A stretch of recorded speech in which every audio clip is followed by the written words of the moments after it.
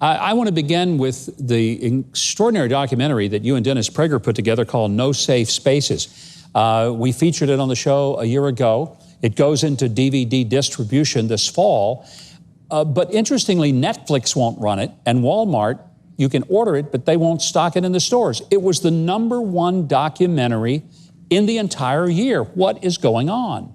We made a movie about free speech, and ironically, they don't like the message of our movie about free speech. They're actually confirming all the tenets of our film. The reason we made this film is for this reason, and they're confirming it. It's ironic. There was a particular moment in the film that I want to just allude to because I thought it was worth the price of the film. Everybody ought to get a copy and make their children and grandchildren watch it.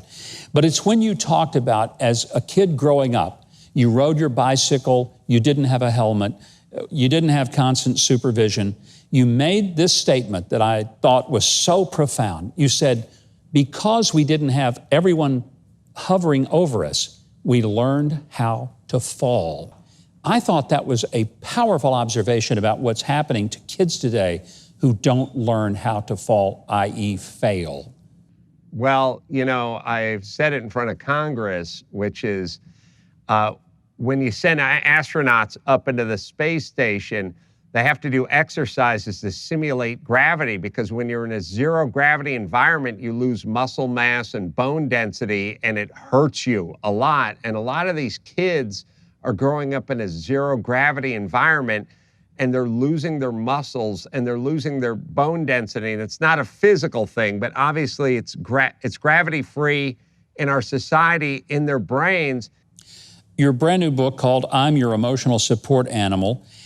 You once again talk about the fact that there is such a void of good comedy, of people having the freedom to go and tell a joke because too many people are woke.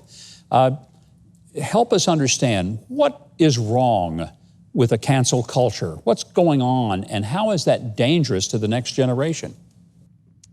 Well, they want control. They say they want apologies, but an apology, forcing someone to apologize to you, is really just you controlling them. So they're sort of drunk with that power. They're all narcissists, and they're weak people, and they're bad people. They really, instead of going out and creating their own material, they're judging everyone else's, and then a mob of them is deciding you need to apologize, otherwise you're going to be removed from your livelihood. And what they don't understand is they're going to turn on each other, as you've seen already. So it feels good momentarily, but it's like eating taffy before you go to bed. Get back to me in 5 years and tell me how your checkup is at the dentist. When you talk about the element of college, it's with a real sense of contempt for the fact that colleges have become the hotbed of censorship, of control. Should parents think twice before they write a big fat check so their little darlings can go off to college and get ruined?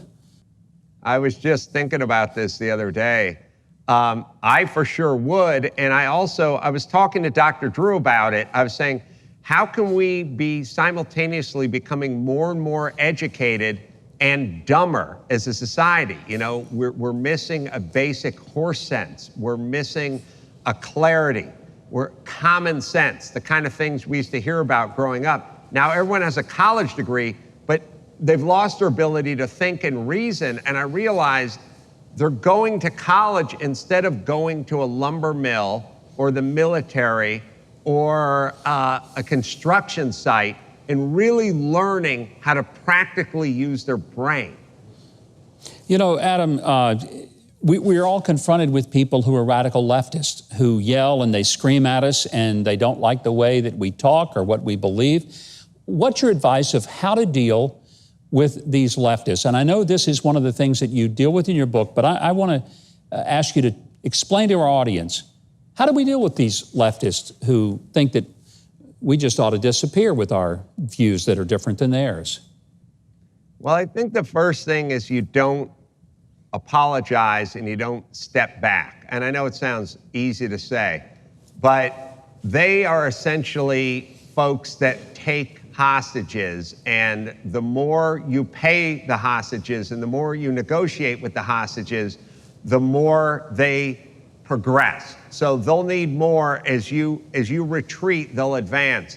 It's funny, I was just talking to Mark Garagos, the attorney, and he told me there was a supermarket chain, and their policy was if someone did a slip and fall in their store, they would just pay them out. So they would just pay out when someone slipped and fell, and they thought it was easier and faster, except for they got more and more cases because the word got out that they were slipping and falling, and there was a payday from the supermarket. So negotiate. It's good in the short run, but it costs you big picture. You know, that kind of thing is very powerful. It's what your book is all about. Your book is very straightforward, raw. It's not, for the weak of heart.